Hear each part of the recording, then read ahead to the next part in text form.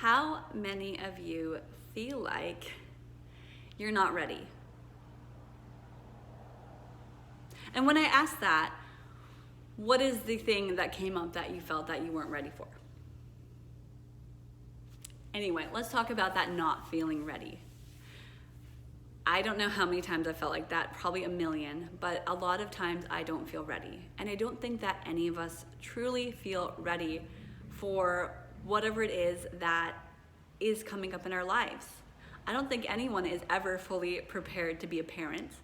I don't think anyone is ever fully ready to go to college or to jump into that job, that career, or to do really anything else that matters.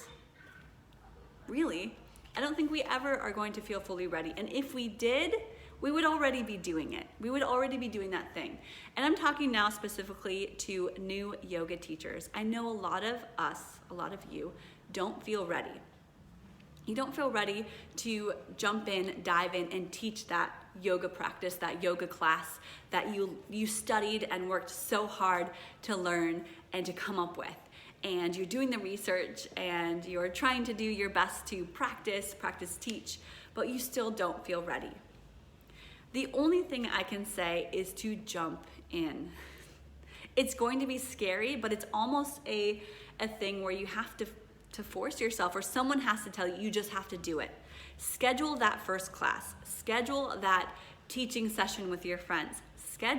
Put it on your calendar and do it. Show up. The biggest thing that has worked for me as a yoga teacher, as a studio owner, as anything, is showing up. That's also true as a practitioner if you practice yoga. The best thing you can do is show up with how you are right now in that moment and do your best. And if your best means lying in Shavasana for the entire practice, if you're in class and just not feeling it, that is showing up. As a teacher, the most important thing you can do is to be consistent and show up. Not every single class is going to be your very best.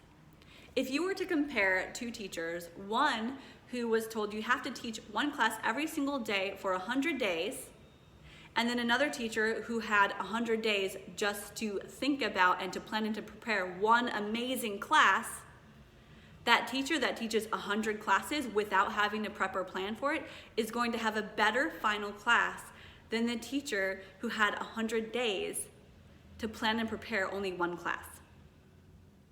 I guarantee the teacher that taught 100 times crappy classes not planned is going to have a better 100th day than the teacher that waited 100 days and planned the very perfect class. That's a lot of stress. That's a lot of anxiety to have to be perfect for one presentation. When if you just got out there and did it, and you had a bunch of crappy ones, that 10th, 12th, 20th, 25th, 1000th class is going to feel a lot better. That's at least what I did, and it worked. I showed up every single time I was scheduled, unless I had something pre-planned. I got some subs. I showed up every single time I was scheduled. I taught a bunch of classes every single week. I went through the challenging times of my life, and I still taught.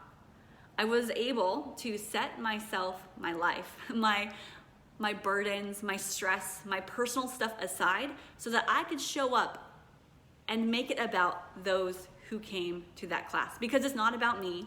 And that's another thing we have to get over. It's not about you, the teacher. You're showing up for the people who are showing up for you. If you're scared about getting on video like this, I guarantee you that it doesn't really matter so much about lighting or what you look like. Your message and the person watching is the most important thing.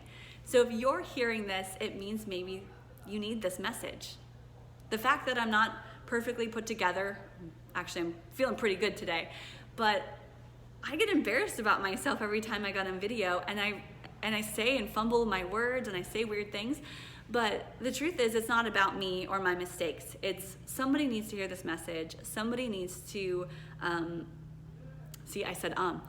somebody needs to hear this. And I have now, just like yoga teaching, when I'm on video, this is, I don't know how many videos I've created, thousands of videos. But if you had, again, the opportunity to create one perfect video, or you had the opportunity to have a couple weeks to create a bunch of videos, that last video of the person who created a bunch of them is going to be a lot better than probably that person who has no experience but has to make it perfect. And again, that's really stressful. And you actually don't get as many messages out. If I could just make a bunch of videos or teach a bunch of classes, I'm getting a little bit of my message out every single time, and I'm refining it in time. It takes time, it takes patience. Whereas if you have just one message and you're waiting to get it out there, it may never get out there. It may never reach or touch the people that need to hear it. It might reach a few people, but it won't have that same wide range that you might have if you just get out there. Now, I'm on so many different social media channels. I have a bunch of YouTube videos. I have my Facebook, Instagram, all of that. And that was built over the course of several years. I'm not Instagram famous. I'm not famous in any way, shape, or form. I've never had a viral video. I've never had a viral post. But what I have had is consistency. Consistency is what's going to create that success and where you want to be. Showing up one day at a time. One day at a time. You know, the clap emoji between one day at a time. Every single day. Okay, it doesn't have to be every single day, but consistently, a couple times a week. You teach 2 classes a week, stick to those 2 classes a week longer than just a few weeks when you realize no one's coming to your classes. That's what happens. When you start out teaching classes, if it's a new place, it's a new class, you're not gonna have huge full classes. And I think that the media sometimes portrays that, you know, a bunch of people are gonna be swarming and they're gonna love this, but they probably don't know yet what they need.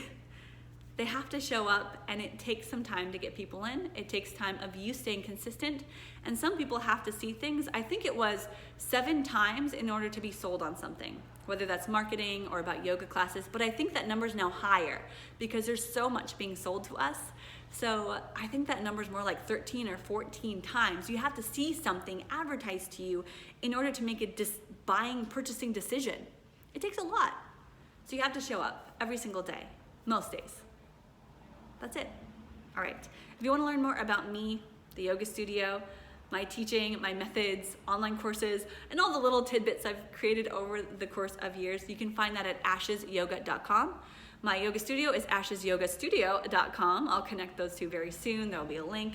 But I also do have, if you are getting started, a yoga class creation, so yoga sequencing, yoga class creation ebook that you are welcome to check out. It's $27 and you can find it at ashesyoga.com. That's my main thing that I give away. I update it every so often. There are links to helpful videos, and that's the one thing that if I were to point you in a direction and you're a new teacher looking for more confidence, ashesyoga.com, get that ebook, and then also join my free Facebook group, Yoga Sequencing and Teaching Tips. If you're there already, awesome. I can't wait to keep sharing my recaps of all the yoga classes that I teach, which is what I've been doing recently. So you'll see a lot of written out sequences of I always say every, but really it's most classes that I teach. I might not do it all the time, but a lot of times, so that you can get some good ideas and realize that not every class is perfect, and that's okay. So keep getting out there, keep putting yourself out there, and I hope this message reaches those who need it most. See you soon.